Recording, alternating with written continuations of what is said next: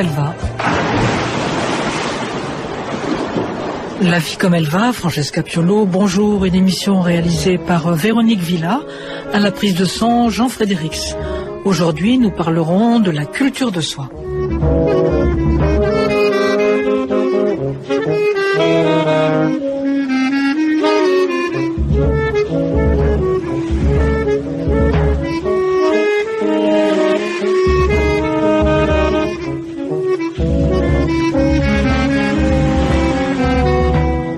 Celui qui ne parle pas à un homme ne parle pas à l'homme. Celui qui ne parle pas à l'homme ne parle à personne. Antonio Machado. Et c'est bien à nous, à chacun d'entre nous, que parlent les philosophes de l'Antiquité. Pourquoi ? Pour nous apprendre à vivre, nous apprendre à lire, nous apprendre à mourir. Dans l'histoire de la philosophie antique, bien sûr, tous ces apprentissages sont culture de soi. Mais il faudrait plutôt parler de transformation, de transfiguration, de dépassement de soi, car ce n'est pas seulement d'esthétique de l'existence dont il s'agit. Ce qui est visé ici aujourd'hui, à travers ces exercices spirituels auxquels nous initie le philosophe Pierre Hadot, professeur honoraire au Collège de France, c'est la paix de l'âme, le sens de la conscience cosmique et le sentiment de la liberté intérieure. Sacré programme en ces jours de tumulte. Et puis vers 16h15, l'exercice spirituel d'Étienne Guyot, la culture de soi, facultative mais décisive ambition. Et nous sommes ensemble jusqu'à 16h30.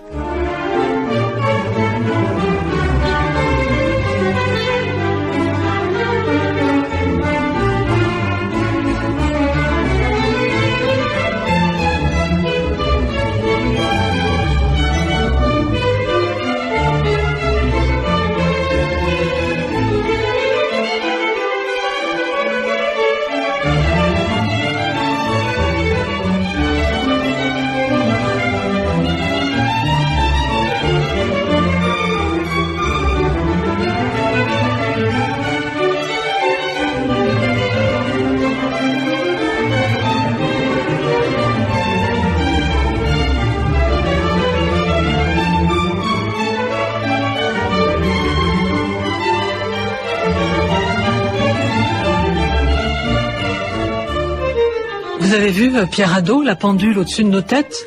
C'est presque comme le départ d'une fusée, je reprends votre expression. Hein? Exactement, oui. La fusée, c'est qui? C'est vous? C'est la... Oh, non, ça ne peut être que la pensée ou la réflexion. Alors, oui, parce que Pierre Hadot, on est toujours content de vous recevoir, puisque, comme le dit la préface de ce livre-là, Exercices spirituels et philosophie antique, vous êtes on n'a pas besoin d'ailleurs de la préface pour le savoir, hein. Vous êtes un des plus grands historiens de la pensée antique de notre époque. Et puis on dit, vous haussez les épaules. Oh ben, vous n'êtes pas d'accord? Bon ben, personne n'est capable de dire ça, en fait. Ah. Et puis on dit aussi dans cette préface que vous êtes un grand philosophe. Oui. Comme j'ai dit dans une autre circonstance, ça me fait plaisir qu'on me dise que je suis philosophe, mais il faut que je me rappelle ce qu'a dit Épictète, on ne doit jamais dire que l'on est philosophe. Tout au plus, on peut dire qu'on est un esclave en voie de libération. Et vous vous libérez par les exercices spirituels, Pierre Hadot? J'essaye, mais enfin, c'est pas brillant, hein. Est-ce que vous pensez qu'on peut les adopter, les exercices spirituels? Ah, je crois, oui. Et même ces temps-ci, j'étais en contact avec des psychiatres, enfin, oui, qui s'intéressent aux exercices spirituels, parce que maintenant, il y a un mouvement qui s'appelle la thérapie cognitive et oui, qui s'inspire de la philosophie stoïcienne et c'est-à-dire exactement je pense, dans la philosophie stoïcienne, de la discipline du jugement, c'est-à-dire que ces psychiatres essayent d'analyser les erreurs de jugement qui sont à la base des problèmes psychiques. Alors, je pense que finalement, on revient, au fond, ça n'a rien d'extraordinaire. Les exercices spirituels, je crois que dans tous les temps et dans tous les pays, on les a pratiqués. Mais on l'avait peut-être un peu oublié dans notre civilisation, mais au fond, on y revient. C'est une découverte pour vous qui est liée à un problème strictement littéraire, on dit Pierre Hadot. Hein, c'est ça qui est intéressant, c'est-à-dire il y a une incohérence apparente de certains philosophes.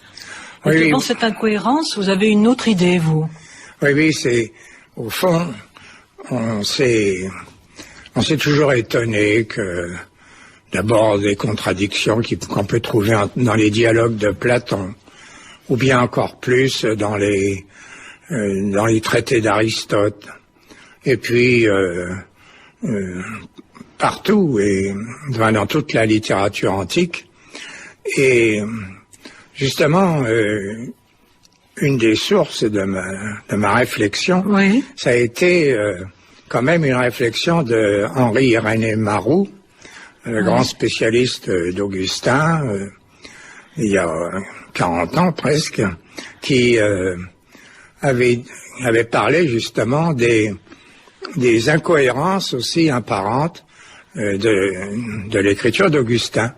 Et il avait écrit dans son livre sur Saint-Augustin, Saint-Augustin compose mal. Et puis il a fait un livre qui s'appelle Rétractation, oui, un petit livre complémentaire. Et là, il a corrigé, il a dit non, si Augustin a l'air de mal composer, c'est parce que il n'expose pas une théorie pour informer les gens, mais il leur fait faire un exercice spirituel, c'est-à-dire qu'il leur fait suivre un itinéraire pour leur faire peu à peu découvrir une vérité en eux-mêmes. Mm-hmm. Alors, je crois que c'est une des raisons pour lesquelles je me suis finalement orienté dans cette direction, dans un article de l'annuaire de l'École pratique des hautes études que j'ai écrit vers 1979, je crois. Et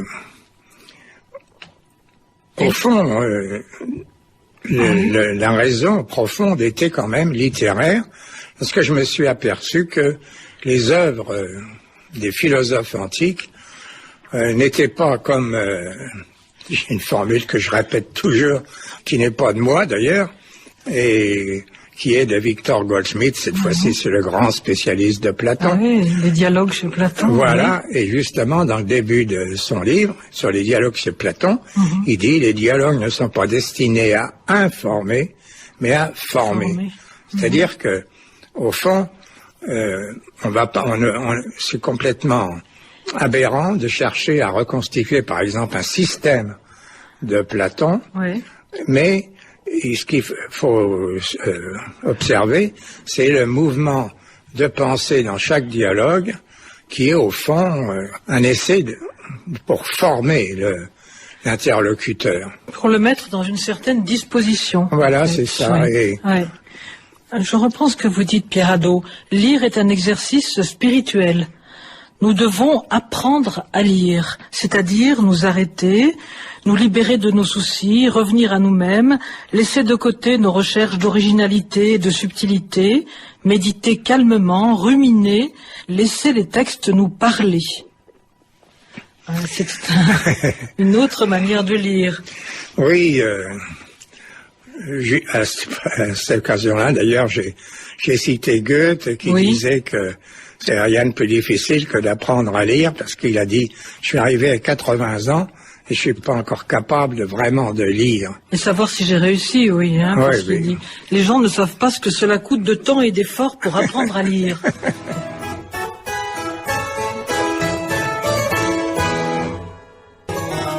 Mais pourquoi est-ce que ça s'appelle, alors Pierre Hadot, exercice spirituel? Ah, ben voilà. Exercice, c'est une activité pratique. C'est un travail sur soi, et vous dites même ascèse de soi. Oui, oui. Et pourquoi vous l'avez appelé spirituel? Ça fait un peu religieux, et c'est pas du tout ça. Oui. Premièrement, c'est pas moi qui l'ai inventé. Hein. C'est-à-dire que le premier exemple à propos de l'Antiquité se trouve chez Jean-Pierre Vernant, dans son livre Mythes et pensées grecques ou quelque chose comme ça, à propos justement des exercices de mémoire que faisaient les pythagoriciens. Et alors, il a employé le mot exercice spirituel à ce propos-là. On pourrait dire exercice existentiel. Enfin, parce que dans les exercices de mémoire, il s'agissait pour les pythagoriciens d'ailleurs, au moins théoriquement, enfin c'est ce qu'on dit, d'essayer de se remémorer des vies antérieures. Donc, ça mettait en jeu toute la vie de l'individu. Oui, tout le psychisme de l'individu, oui. comme vous le Alors, dites. Oui. Spirituel, évidemment, il faut reconnaître que ça a une notation religieuse, mais le mot a été utilisé depuis longtemps hors d'un contexte religieux. Je me rappelle toujours que après la guerre, il est paru un ouvrage qui s'intitulait Poésie, exercice spirituel. La poésie comme exercice spirituel. Bon. Et puis, dans un texte qui m'a beaucoup marqué, George Friedman, dans La puissance et la sagesse, écrit tous les jours pratiquer un exercice spirituel, et puis il donne des exemples d'ailleurs qui sont tout à fait dans le genre de ce que les philosophes anciens conseillent de faire, sortir de la durée, ne pas chercher la gloire, la vanité. Voilà, c'était ça. Prendre son vol chaque jour, au moins un moment qui peut être bref, pourvu qu'il soit intense. Chaque jour un exercice spirituel, seul ou en compagnie d'un homme qui lui aussi veut s'améliorer. Exercice spirituel, sortir de la durée, s'efforcer de dépouiller tes propres passions, les vanités, le prurite de bruit autour de ton nom, qui de temps à autre te démange comme un mal chronique. Fuir la médisance, dépouiller la pitié et la haine, aimer tous les hommes libres, s'éterniser en se dépassant. Cet effort sur soi est nécessaire, cette ambition juste. Nombreux sont ceux qui s'absorbent entièrement dans la politique militante, la préparation de la révolution sociale. Rares, très rares, ceux qui, pour préparer la révolution, veulent s'en rendre dignes. Oui, moi, je trouve que c'est un très beau texte. Et je crois que c'est ce texte qui m'a donné l'impression que j'étais autorisé à utiliser l'expression exercice spirituel. Alors, qui quand même, alors là, il faut le dire, et dans tous les esprits correspond au fameux exercice spirituel de Saint Ignace. C'est donc à l'époque de la Renaissance. Seulement, justement, Saint Ignace a lui-même repris l'expression exercice spirituel qui existait dans l'Antiquité chrétienne. Ah oui. Et dans les premiers siècles, disons à partir du IVe siècle après Jésus-Christ. Et quand les moines de l'époque du IVe siècle parlaient d'exercice spirituel, ils faisaient allusion à des pratiques que les philosophes de l'Antiquité avaient déjà pratiquées, tout simplement l'examen de conscience, la pensée de la mort, toutes sortes de justement d'exercices. Donc il faut partir de la philosophie antique. Ben oui, c'est ça. Alors la philosophie antique, les exercices spirituels, comme vous les appelez, Pierre Hadot, vous les reprenez, c'est d'abord pour apprendre à vivre. Exactement. C'est d'abord pour apprendre à vivre, c'est-à-dire que pour les stoïciens, par exemple, la philosophie est un exercice, un art de vivre, un style de vie. Oui. C'est ça. Alors, c'est... Et pas seulement, ça engage toute l'existence de celui qui pratique. Oui. Oui. Exactement. Je dirais d'ailleurs qu'il y a deux, je ne l'ai pas dit d'ailleurs dans le livre, mais j'y pense maintenant, il y a deux types d'exercices dans la philosophie antique. Il y a les exercices de formation et il y a les exercices d'application. C'est-à-dire que l'apprenti philosophe, il faut qu'il se forme et qu'il soit prêt aux problèmes qui vont surgir devant lui dans la vie. Alors les stoïciens, ils étaient d'ailleurs mal vus par les autres parce que il y avait un exercice spirituel qui s'appelait la prévision des mots. Alors, lui, le stoïcien, il se disait peut-être que, surtout à l'époque de l'Empire romain, les sénateurs stoïciens, ils risquaient toujours l'exil, la prison, la mort. On les faisait recevoir l'ordre de s'ouvrir les veines. Il avait intérêt à prévenir les mots. Oui, et alors justement, il fallait qu'ils pensent à tout ce qui pouvait arriver. Donc, alors là, il y a deux choses d'ailleurs. C'est que dans toute l'Antiquité, même avant les stoïciens, cet exercice existait. C'est-à-dire que il y a Euripide, dans le théâtre d'Euripide, il y a une réplique où le héros dit moi j'ai appris d'un sage que il faut penser à l'avance aux mots qui peuvent arriver parce que à ce moment-là, on sera moins blessé par le choc parce qu'on s'est préparé. Mais les stoïciens, conformément à leur doctrine, ils considéraient que les mots auxquels ils pensaient n'étaient pas des vrais mots. C'est-à-dire que le véritable exercice consistait à se dire si je dois aller en exil, si je dois être torturé par le tyran, si je dois mourir, tout ça, ce ne sont pas des mots parce que il y a un seul mal, ça c'est le fond du stoïcisme, c'est le mal moral. C'est comme pendant du bien moral. Oui, c'est ça. Ça revient à dire que tant qu'on n'a pas commis soi-même une injustice, eh bien, on doit considérer qu'on n'a pas subi de maux. Alors, ça semble assez invraisemblable cette doctrine, mais en tout cas, c'est pas finalement une invention non plus des stoïciens, parce que c'est dans l'apologie de Socrate par Platon. Socrate dit à ses juges, vous pouvez me condamner à mort, mais c'est vous qui aurez du mal, parce que vous aurez commis une injustice, mais moi, on peut me faire aucun mal, parce que je n'ai pas commis d'injustice, et je considère que l'exil, la mort, ne sont pas des maux.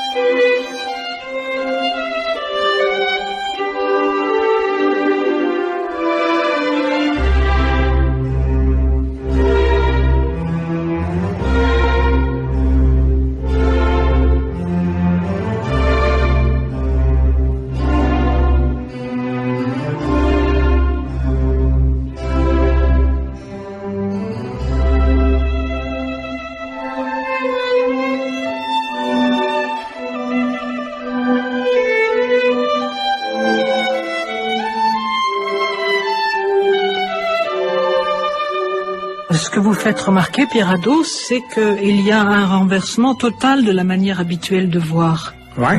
C'est-à-dire qu'il y a le bien moral qui dépend de nous, le mal moral qui dépend de nous, puis tout le reste, c'est un enchaînement nécessaire de causes et d'effets. Alors, du domaine de l'humanité, on passe au domaine de la nature. En fait, c'est cela. On change de plan, là, complètement. C'est ça un peu la révolution. Oui, c'est... La conversion, ce que vous appelez la conversion. Oui. Au fond, il est quand même, je crois, extrêmement important pour l'homme de se rendre compte de ce qui dépend de lui et de ce qui ne dépend pas de lui. Et si on se torture pour ce qui ne dépend pas de nous, on se torture d'une manière absolument vide, et vaine.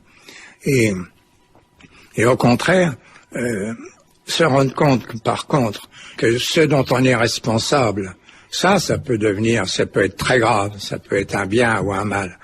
C'est aussi extrêmement important parce que, en général, on a tendance à oublier très souvent sa propre responsabilité dans les événements.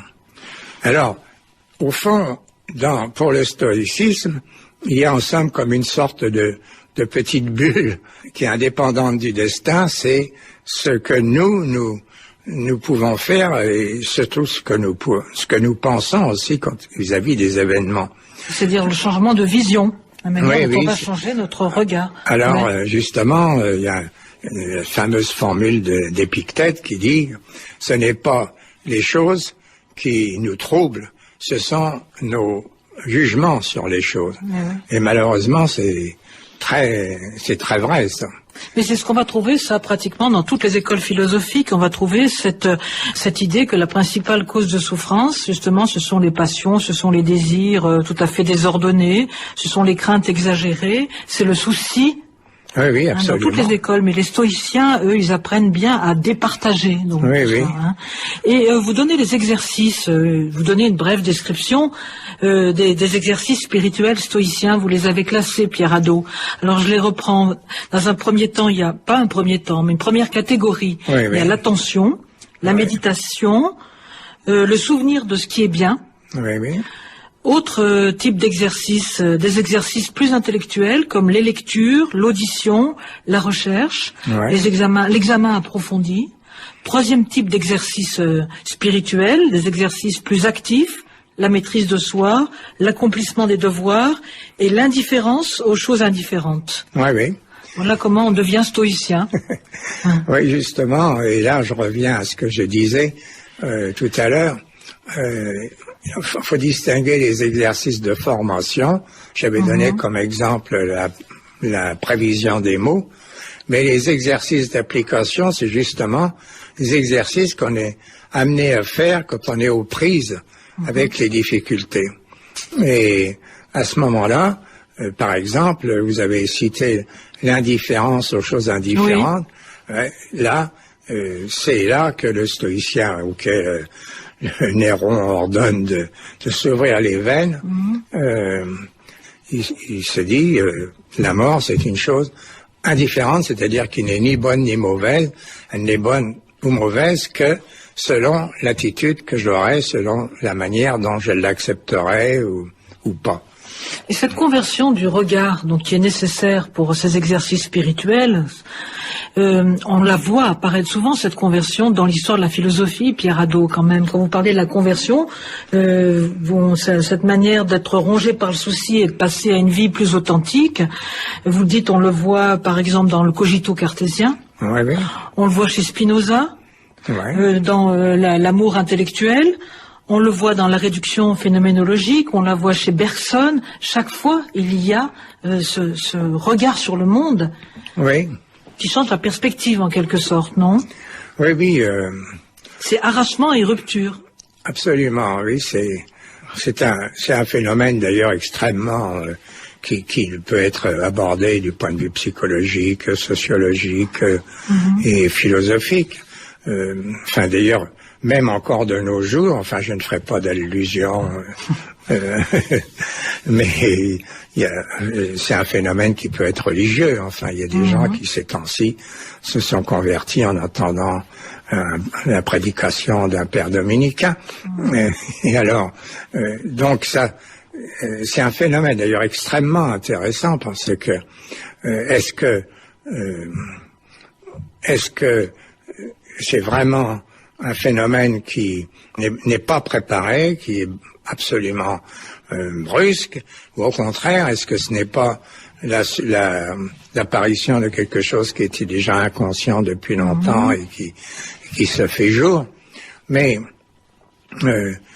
il est vrai que, indépendamment des problèmes, des conversions religieuses, il y a donc dans la philosophie, il y a un mouvement de conversion qui consiste en général à changer complètement sa vision des choses. Alors, c'est vrai que vous avez pris l'exemple de Descartes, oui. Et justement, c'est un exemple intéressant parce que on a souvent prétendu que Descartes était absolument moderne, qu'il n'y avait plus chez Descartes ce besoin de formation du sujet et de transformation du sujet, alors que dans les méditations cartésiennes, et rien que le titre est déjà important, dans les méditations cartésiennes, Descartes dit ce que je viens de dire, il faudra le méditer pendant plusieurs semaines pour arriver vraiment à changer de perspective et à prendre conscience de il s'agit en fait, autant que je m'en rappelle, de la prise de conscience de la spiritualité de l'âme, enfin.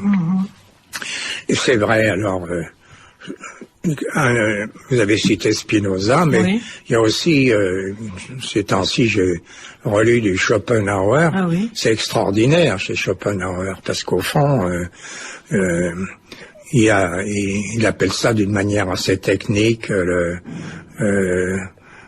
la contemplation au-delà du principe de raison suffisante, mais ça veut dire que il faut à un moment donné se désintéresser alors que toute notre pensée est dominée par les intérêts vitaux ou sociaux, etc. Il faut regarder le monde, regarder la nature d'une manière complètement désintéressée et justement il dit, et c'est ça, c'est tout à fait la même chose, dit-il, que la connaissance du troisième genre de Spinoza, justement. Et chez Bergson, c'est très net aussi, c'est des dépassements de l'intelligence dans l'intuition.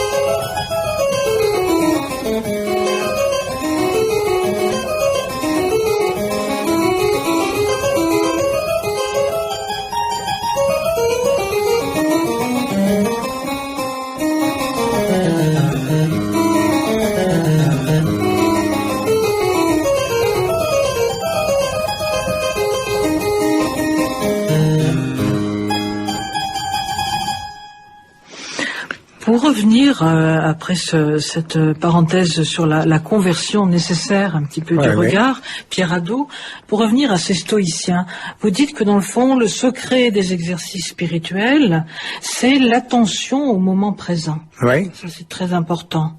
Hein. C'est-à-dire que il faut se délivrer de la passion provoquée par le passé ou par l'avenir. Oui, oui. Et d'ailleurs, les épicuriens, pratiquement, avaient la même attitude. C'est-à-dire que le passé, on n'y peut rien, et donc il ne peut provoquer que des remords inutiles. Évidemment, si c'est pour en retirer une leçon pour l'avenir, c'est une bonne chose. Oui, oui, comme se préparer aux mots, par exemple. Voilà. Oui, oui. Mais par contre, l'avenir, se tracasser pour quelque chose qui n'est pas encore, c'est aussi quelque chose d'absolument vain. Mais alors, de fait, c'est vraiment un effort de conversion. C'est très très difficile à réaliser. Parce que c'est exigu le moment présent. C'est petit, hein. C'est-à-dire que là, Bergson, je trouve, a bien expliqué ça, parce que je ne sais plus dans quel livre, mais enfin, il explique que le présent correspond à toute justement, à la durée de notre attention et de l'action que nous sommes en train de faire. C'est-à-dire que ce n'est l'instant infinitésimal. Au fond, c'est purement mathématique, mais le présent a toujours une certaine épaisseur. Et les stoïciens avaient déjà repéré ça. Ils avaient dit que le présent était avait ils employaient même le mot grec platos, hein, une épaisseur, une largeur. Ah oui, c'est ça. Alors, mais il reste que cette conversion sur le présent, oui. Ça suppose de fait un gros effort, surtout pour ne pas penser à l'avenir. Et il y a 2 personnes qui m'ont ou parlé ou écrit pour me dire que justement qui ne comprenaient pas ça, enfin qui n'admettaient pas ça dans ce que j'avais dit, parce que j'ai dit que la conversion vers le présent était une sorte de délivrance des mots passés et futurs possibles. Et on m'a dit, la seule chose qui me console du présent, c'est justement la pensée de l'avenir. C'est-à-dire, au fond, l'espérance, dans un sens. Hein. Oui, oui. Et ça, c'est tout à fait légitime. Enfin, la sagesse populaire dit c'est l'espoir qui fait vivre. Oui. Mais il reste que je crois quand même, enfin moi j'ai une formule qui me parle beaucoup, c'est que pour bien vivre, enfin pour vivre d'une manière peut-être pas, il ne s'agit pas de bonheur, mais enfin d'une manière disons convenable, oui. il faut justement, il faudrait vivre à chaque moment comme si c'était le premier moment et comme si c'était le dernier moment. Quelle gymnastique. Non? Ben oui, mais enfin, je veux dire par là que, premièrement, vis-à-vis là c'est d'ailleurs, c'est pas moi qui l'ai inventé, mais dans l'Antiquité déjà, aussi bien Lucrèce l'épicurien que Sénèque le stoïcien disaient que, au fond, on ne jouit pas de la beauté du monde parce que on est habitué à le voir.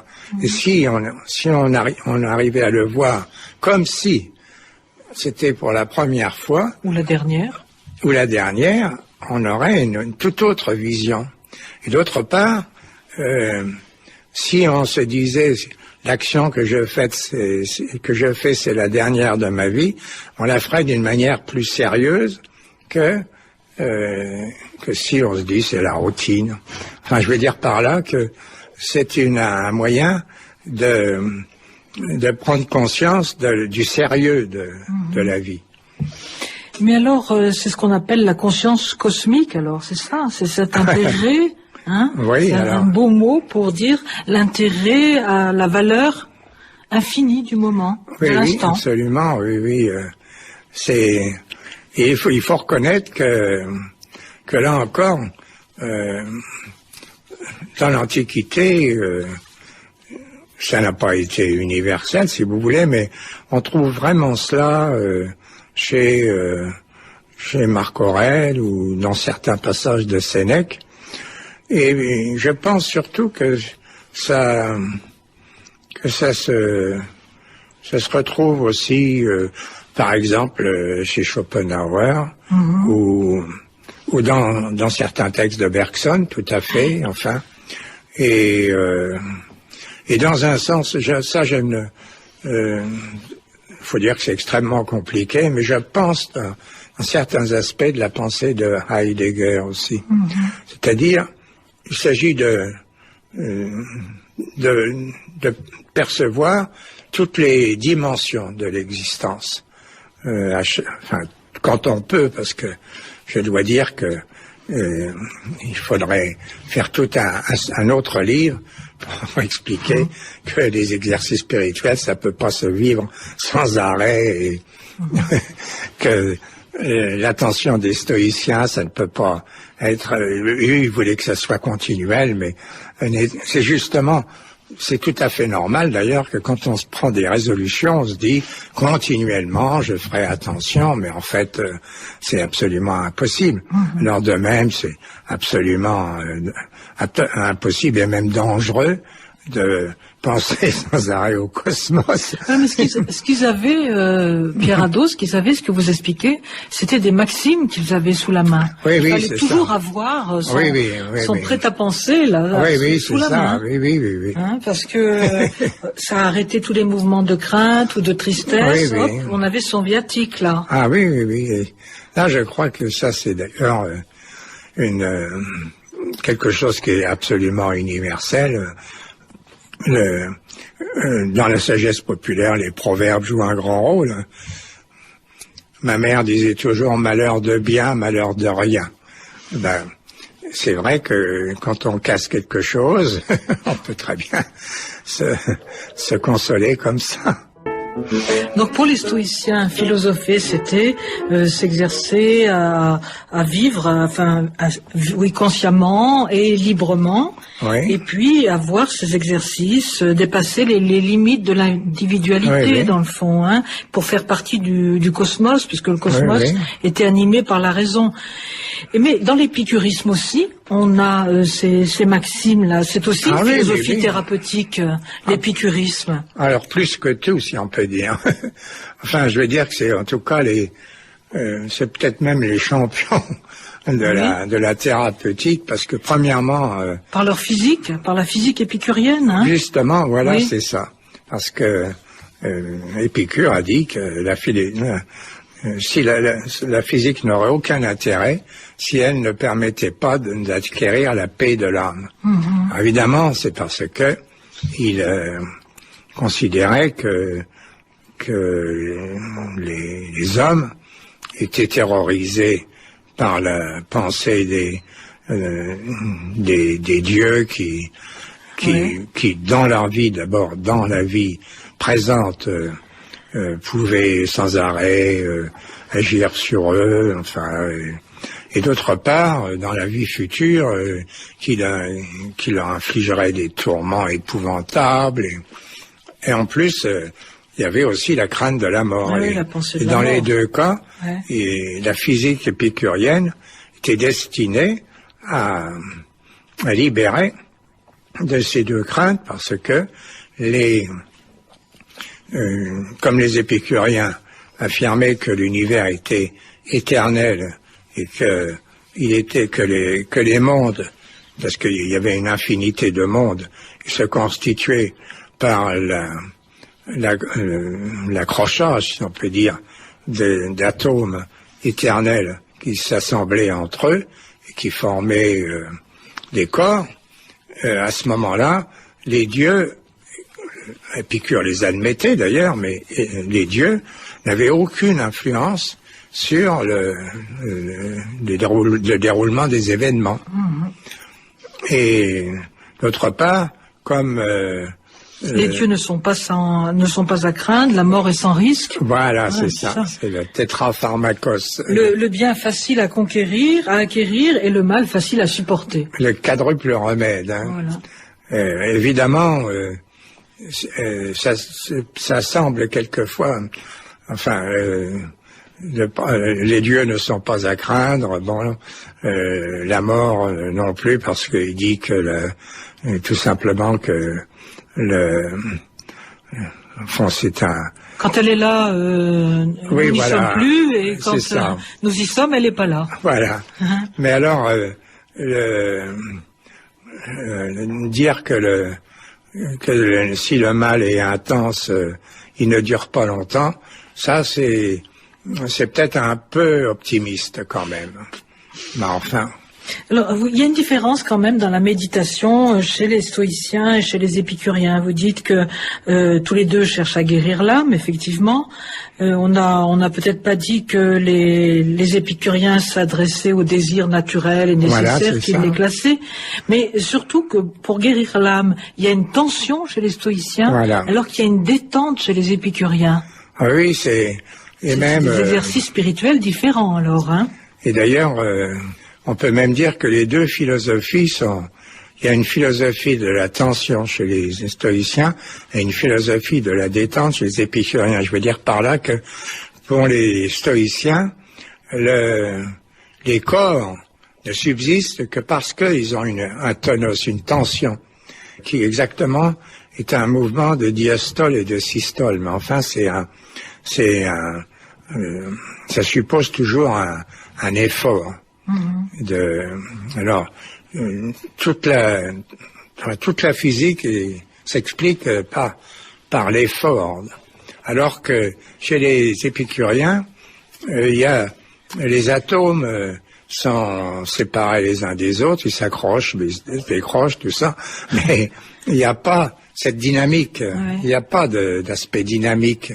C'est un aspect, tout est étalé, et alors surtout, enfin ça c'est, peu importe la physique finalement, mais leur attitude consiste toujours, au fond, à chercher le plaisir, mais non pas un plaisir effréné, mais au contraire, un plaisir stable, comme ils disent, c'est-à-dire un plaisir qui ne soit pas mélangé de douleur. Est-ce qu'on peut dire que le plaisir, Pierre Hadot, chez les épicuriens, est un exercice spirituel? Ah oui.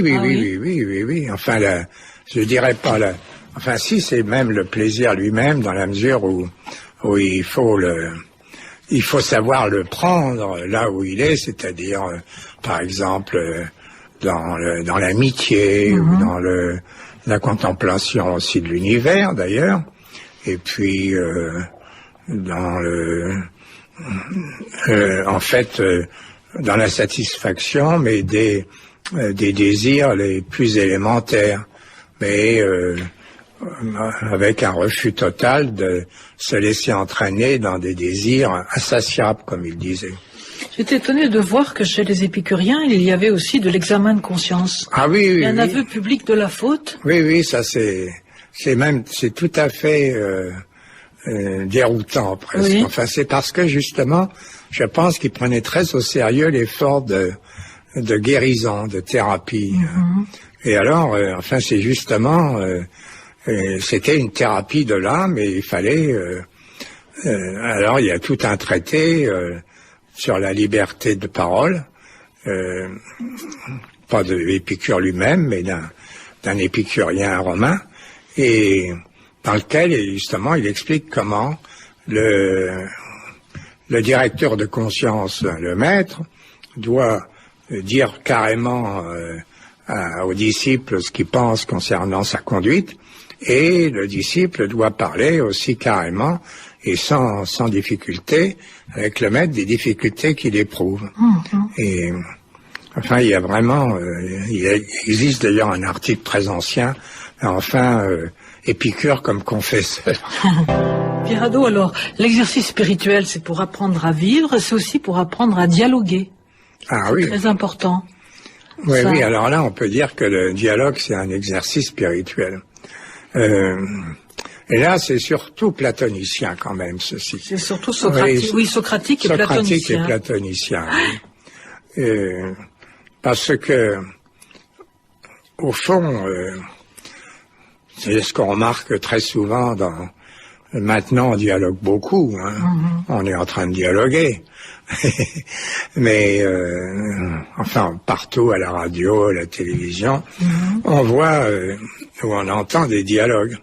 Et alors, le gros problème, c'est de savoir s'il est possible de dialoguer. C'est-à-dire, pour pouvoir dialoguer, il faut quand même être, non pas d'accord sur les idées, on peut avoir des idées tout à fait différentes, mais il faut être d'accord sur des principes généraux qui sont que, par exemple, il ne faut pas se contredire, il il faut être la même chose d'ailleurs, il faut être cohérent et il faut admettre que l'autre puisse s'exprimer.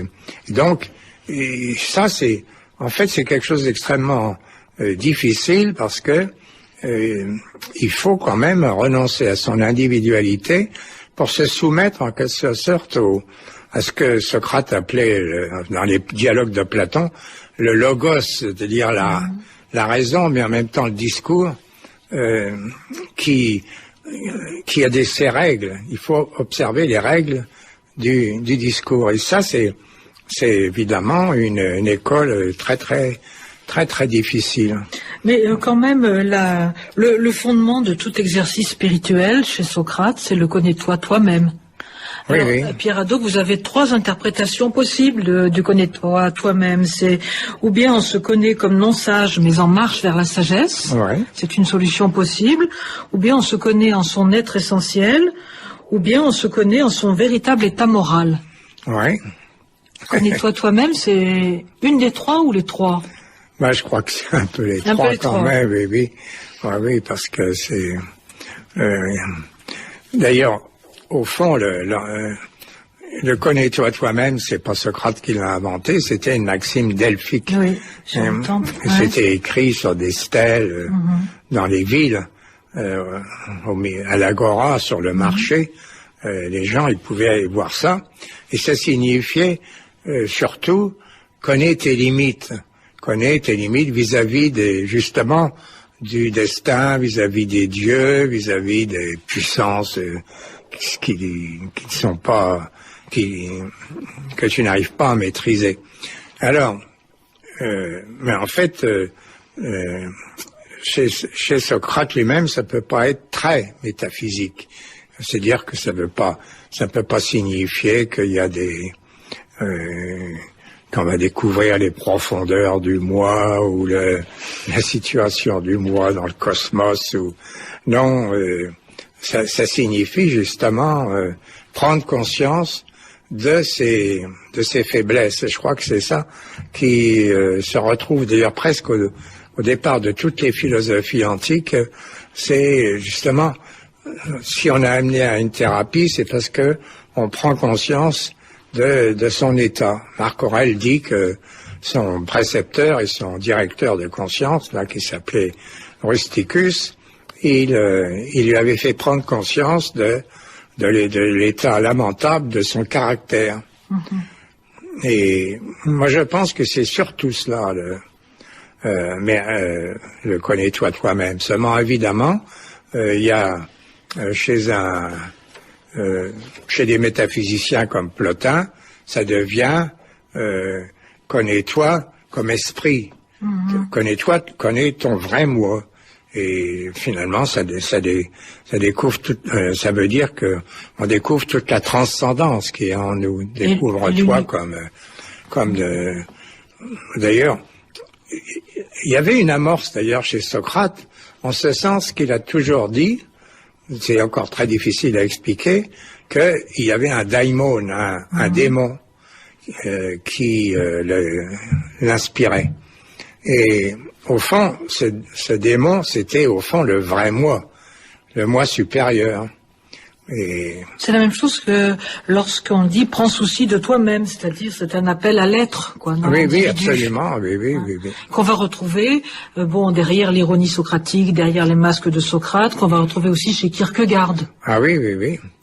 Quand on parle de Socrate, on est toujours très gêné, dans la mesure où, au fond, il est très difficile de connaître le Socrate historique. Ouais. Et quand on dit Socrate a dit ceci, Socrate a dit cela, en fait, c'est ou Platon qui a dit ça au nom de Socrate, ou Xénophon qui a dit ça au nom de Socrate. Xénophon, il a écrit des mémoires de ses rencontres et de ses conversations avec Socrate.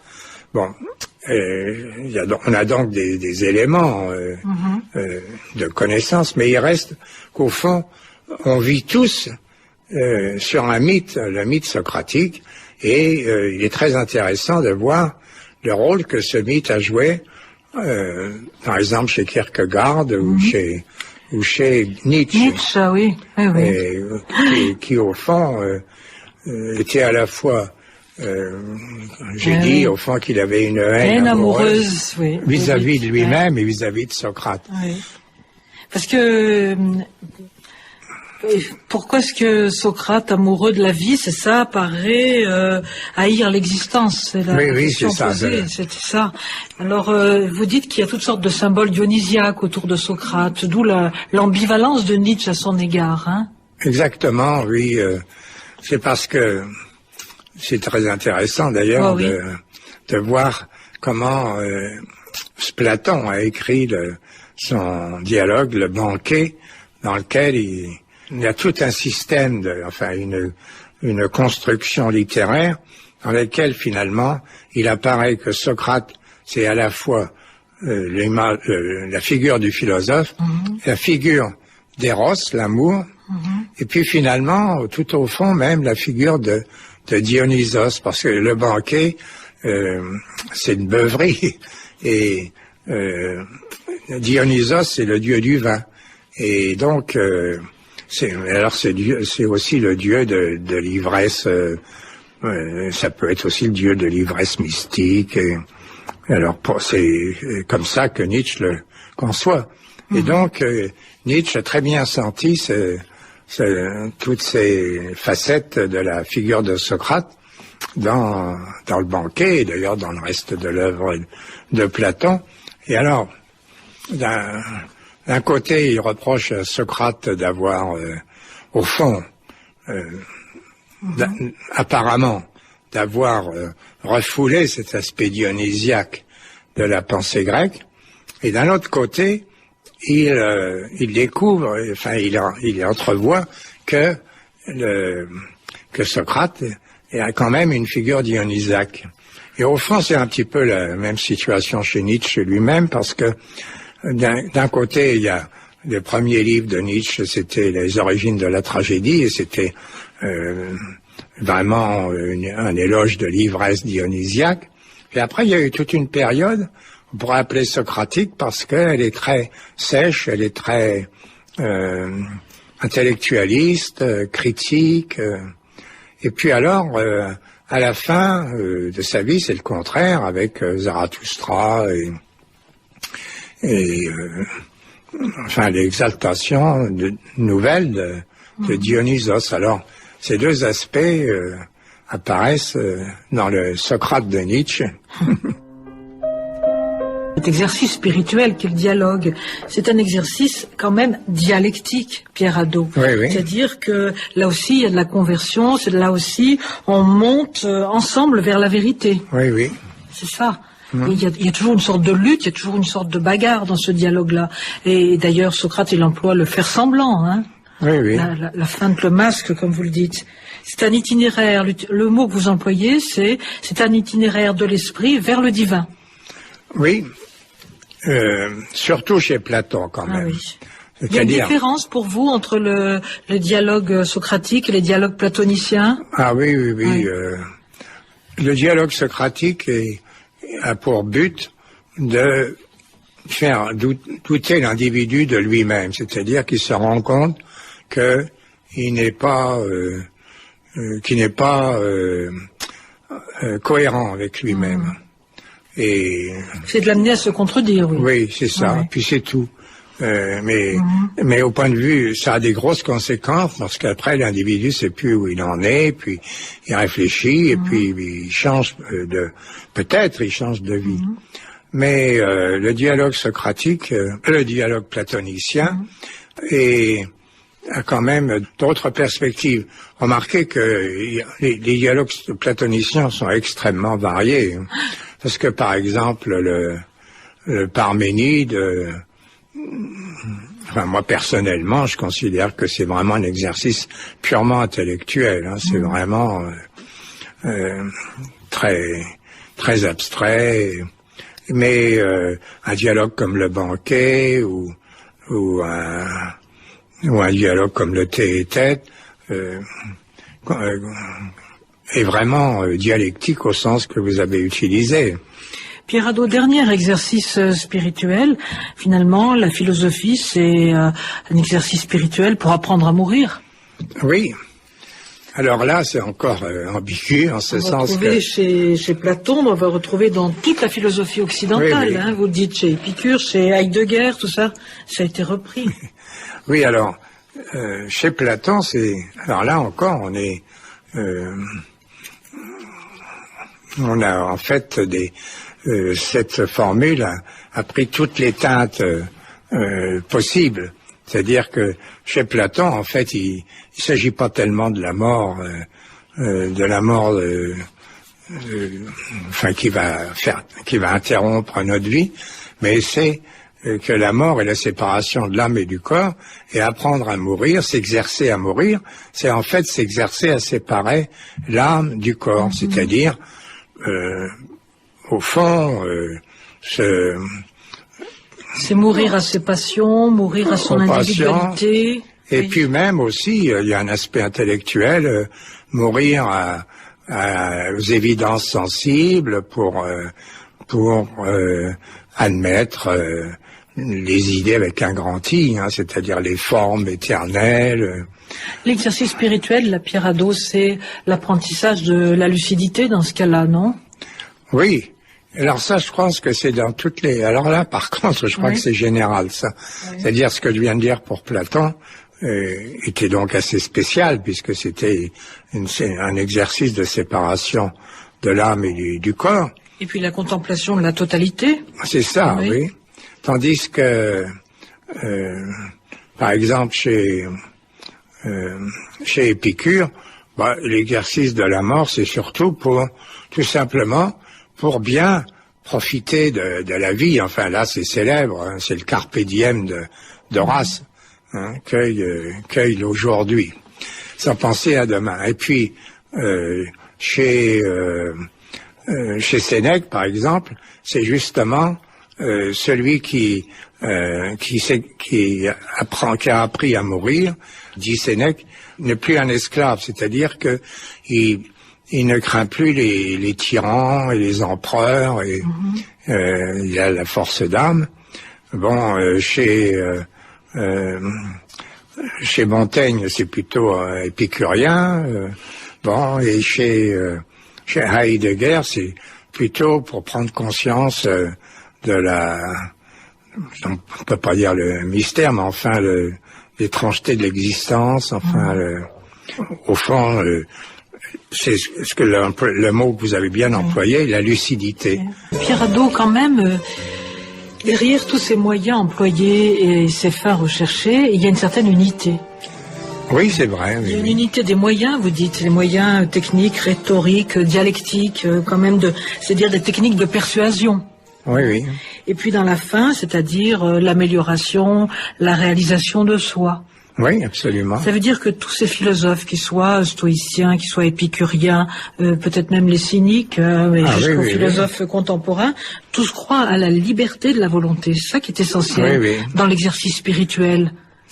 Oui, absolument. Et même donc les gens comme les stoïciens qui croient que tout est déterminé, admettent que l'homme est libre malgré le destin.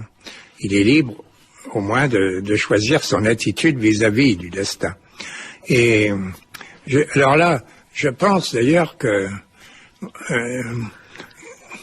au fond, il y a eu ce conflit entre la nécessité, que ça soit le destin, que ça soit la volonté de Dieu, enfin, ces deux choses-là, et le conflit entre ces puissances qui ont une influence sur nous, qui nous empêchent, enfin, d'être libres par moment, et la liberté.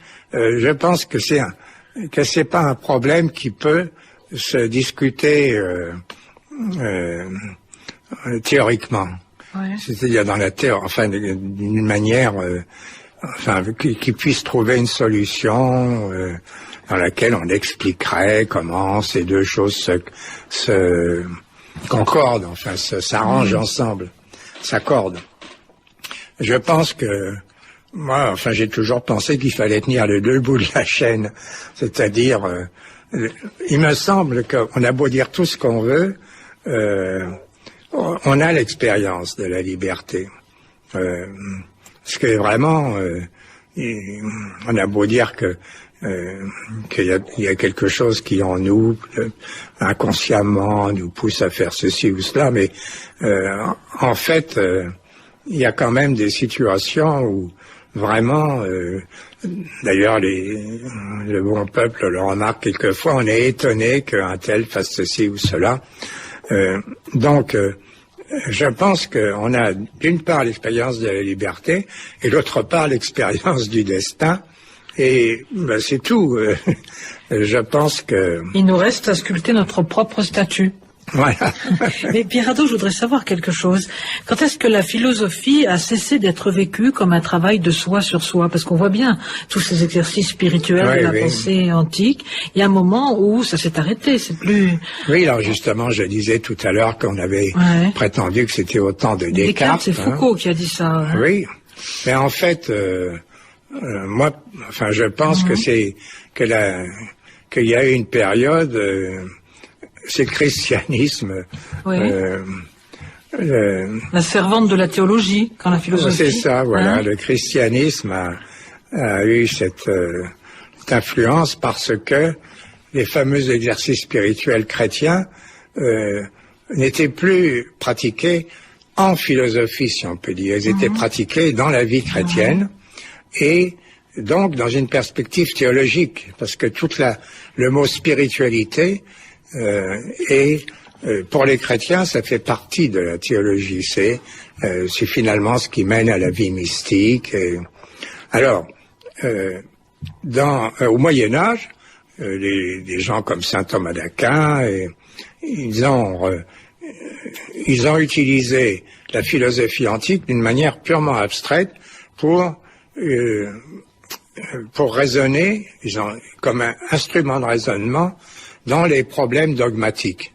Par exemple, la croyance à la transsubstantiation du pain dans le corps du Christ, il s'agissait de définir la notion de substance. On utilisait la notion aristotélicienne. Ou bien, pour la divinité du Christ, il s'agissait de définir la notion de nature. On prenait encore des notions aristotéliciennes. Alors tout ça, la philosophie ne servait plus qu'à ça, et quand le Moyen-Âge a été terminé, eh bien, la philosophie était considérée comme une science purement théorique, logique, dialectique, abstraite. Et alors, tous ces exercices spirituels, est-ce que vous êtes d'accord avec cette idée de Foucault, Pierre Hadot, que c'est de la culture de soi, que c'est une sorte de philosophie, une esthétique de l'existence? Vous me posez la question parce que vous savez que je vais dire non. Oui, non, parce que je pense quand même que dans la perspective de Foucault, il y a... Du plaisir, mais pas de sagesse. Oui, premièrement. Et puis, de fait, je pense que c'est une solution pour réintroduire une éthique, disons, sans obligation ni sanction, sans impératif catégorique, alors, au fond... L'esthétique de l'existence, c'est ce que j'ai dit, c'est plus ou moins une transformation, une transfiguration, vous dites, vous? Oui. Plutôt qu'une esthétique de l'existence. Oui. Mais alors justement, je voulais dire que l'esthétique de l'existence, c'est une attitude de dandy, c'est-à-dire d'élégance, non seulement dans les habits, mais dans la manière de vivre. Tandis que là... dans l'exercice spirituel, c'est autre chose. Ah oui, absolument, oui, et surtout que... Et alors là, j'en viens toujours à une chose qui me tient assez à cœur, c'est que chez Foucault, tout l'aspect, tout le rapport à la nature, que par exemple Merleau-Ponty, dont Merleau-Ponty tenait énormément compte, et même des écrivains récents. Là, j'ai vu que Marcel Conche a écrit récemment un livre, Présence de la nature. Chez Foucault, c'est totalement absent. Et ça, je crois que c'est extrêmement grave. Parce que l'homme est réduit à peu de choses à ce moment-là. Alors, Pierre Hadot, vous dites que l'homme moderne peut pratiquer les exercices spirituels, philosophiques de l'Antiquité, et en les séparant du discours philosophique ou mythique qui les accompagne. Mais alors, bon, il va trouver là la paix de l'âme, puisque c'est la sagesse, il va trouver là la conscience cosmique, il va trouver là la liberté intérieure. Mais qu'est-ce que c'est que la conscience cosmique pour l'homme d'aujourd'hui, Pierre Hadot? Oui, alors... en fait, là, je crois que pour l'homme d'aujourd'hui, qui a les moyens qui a tout le savoir, enfin, il ne l'a pas, mais enfin, qui a communication du savoir scientifique, on a une toute autre perspective maintenant. C'est-à-dire que maintenant, je dois dire que j'ai été frappé par certaines remarques des livres de Hubert Reeves, parce que tout simplement cette expérience tout à fait simple qui consistait à regarder avec Saturne avec un télescope, et donc ça c'est tout à fait simple, et en fait il disait que ça avait provoqué chez les personnes qui avaient fait cela une émotion et quelque chose de tout à fait extraordinaire. Et alors en plus, je pense que des savants comme Rostand aussi, ou enfin d'ailleurs il y en a bien d'autres que je ne connais même pas, mais au fond, il y a quand même un exemple d'ailleurs, j'allais dire gigantesque, c'est Einstein, parce que en fait, lui, il a parlé d'une religiosité cosmique, mais en fait, il n'admet pas un Dieu qui rétribue, qui intervient dans les affaires humaines et tout cela. Donc, c'est un Dieu qui, au fond, se confond plus ou moins avec la nature. Et alors, il a quand même parlé de religiosité cosmique, avec cette nuance que chez Einstein, il y a l'accent est mis sur le caractère rationnel et presque intellectuel de l'univers. Enfin, il est frappé, lui, par cet aspect de régularité, plus que par l'aspect, par exemple, d'infini ou de grandiose, mais en tout cas, je pense que, au contraire, je trouve que l'homme moderne a tous les moyens